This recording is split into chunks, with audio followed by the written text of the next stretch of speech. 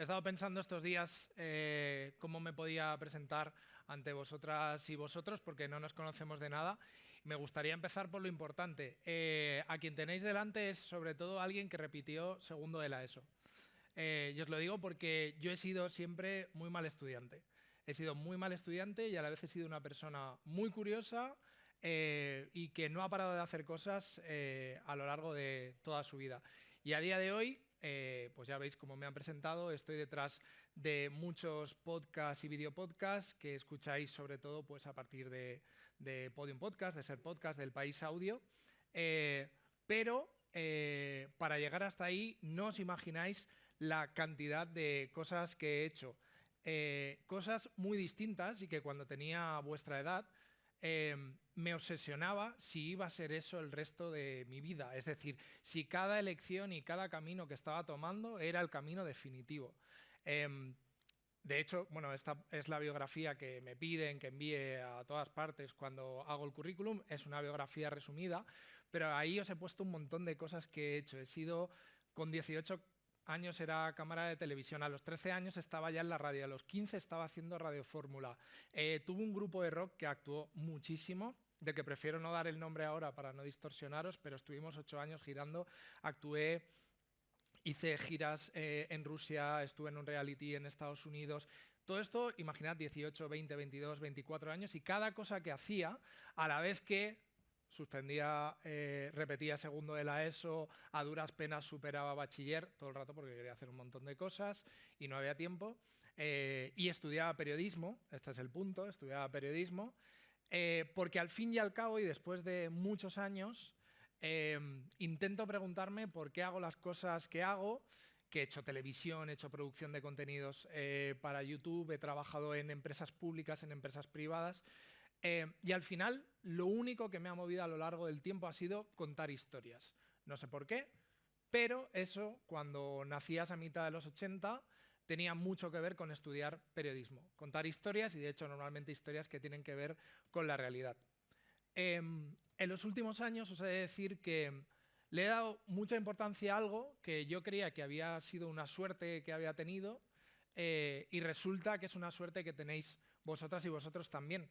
Y es que yo me he aprovechado mucho laboralmente a lo largo de este tiempo de una suerte que es estar entre dos generaciones. Es decir, yo he hecho mucho de puente para gente que tiene 50 o 60 años en el mundo de los medios de comunicación, donde he ido progresivamente haciendo de todo. He sido técnico de sonido, cámara, redactor jefe de cultura, periodista freelance, periodista de cultura, periodista de deportes. He sido todo. Básicamente no he parado, pero he sido muy mal estudiante, sigo siéndolo.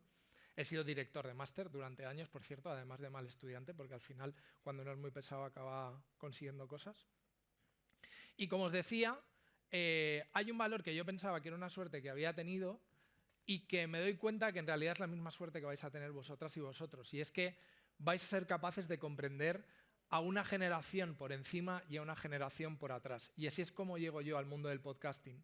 Porque por un lado tengo la experiencia en los medios de comunicación tradicionales, pero por otro lado, me llevo muy bien con las personas con las que llevo creando contenidos. Os he puesto ahí, por ejemplo, a Lala Chus y a Andrea Compton, con quien he trabajado, porque detrás de todos esos podcasts que escucháis, aunque a veces imaginéis que no existe el guión, que no existe estructura, y os transmitamos la idea que viene del mundo de los medios tradicionales de que dos personas se han sentado ahí a lo que fuera, en realidad hay mucho trabajo detrás de cada proyecto y hay mucho equipo detrás, mucho más del que parece.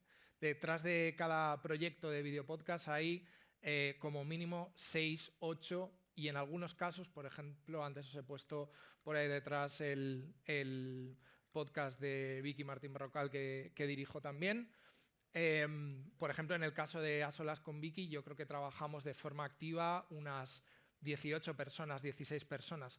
Pero la gente cree que Vicky Martín Berrocal ha invitado a alguien, se ha sentado en su casa, no es su casa, es un plató, y está hablando tranquilamente con alguien.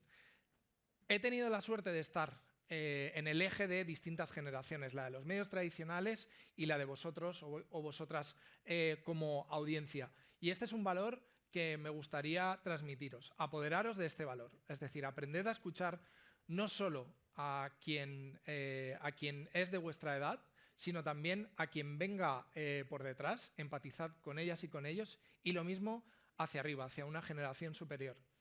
Como os decía, he pensado mucho en esta conversación durante estos días sobre las cosas que a mí, con vuestra edad, me podían obsesionar. Y antes os lo he dicho, cada cosa que he hecho en la vida, y he hecho un montón de cosas, me daba miedo que fuera la cosa en la que me fuera a encasillar. De hecho, ya os digo que para mí el mundo del podcasting, que sabéis que ahora está muy de moda y que creo que la mayoría escucharéis podcasts, me encantaría preguntaros luego si los escucháis, los veis, o si veis en realidad un vídeo vertical de 30 segundos y entonces interpretáis que habéis escuchado el podcast. Todo esto me obsesiona, obviamente.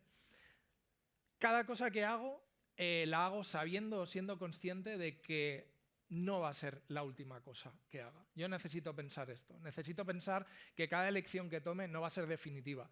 Y os lo digo porque cuando repetí segundo de la ESO, pero cuando elegí el bachiller que tenía que hacer, cuando elegí la carrera que tenía que hacer, me preocupaba mucho si eso iba a ser lo último, porque eso es algo que a mí, creativamente, porque soy una persona creativa, que crea formatos, que escribe, que entrevista en El País, que tengo una sección los miércoles por la tarde con Carlas Francino para recomendar podcasts desde hace 3 años. Hago muchas cosas, ya os lo he dicho. Necesito todo el tiempo saber que dentro de un tiempo estaré haciendo otra cosa. Yo ahora mismo hago muchas cosas en el mundo del podcasting, pero por ejemplo ahí os he puesto algunas. Sigo escribiendo en digital, sigo escribiendo en papel, estoy haciendo radio láser, estoy haciendo podcast y sé que dentro de 5 o 10 años seguramente estaré haciendo otra cosa. Así que casi lo que os puedo asegurar, también pensando en todos mis compañeros de promoción de periodismo que hoy se van de comida y yo espero llegar esta tarde a las copas, he pensado, ¿por qué estamos algunos trabajando? ¿Por qué nos ha ido bien pese al contexto en el que estábamos, el de la crisis de 2008, el de unos medios totalmente reducidos a una mínima expresión a lo largo de la última década? ¿Por qué nos ha ido bien? Primero, porque hemos mantenido la curiosidad. Segundo, porque a la vez que estudiábamos seguíamos haciendo muchas cosas. No siempre ganando dinero, otras veces ganando dinero. Obviamente, pensad en vuestros derechos y no dejéis que nadie os pisotee. Pero sobre todo manteniendo la curiosidad, manteniéndoos activos intelectualmente, leed, pensad, y pensad que ninguna de las elecciones que toméis tiene que ser definitiva. Esto a mí me obsesionó durante muchos años y ahora que tengo la suerte de hablaros aquí como director adjunto de contenidos de todas estas cosas, es lo que os puedo decir. No hay ningún camino que esté cerrado, no hay ningún camino que esté escrito. Estad tranquilos y tranquilas, escoged con libertad, porque vais a tener tiempo de sobra en la vida. Es el momento en el que tenéis más tiempo, aunque penséis que no, del resto de vuestros años. Yo cada año tengo menos tiempo. Es el momento en el cual os podéis equivocar todavía y tomar decisiones, porque tendréis tiempo para volver a cambiar de camino a lo largo de los años. Gracias por vuestra atención.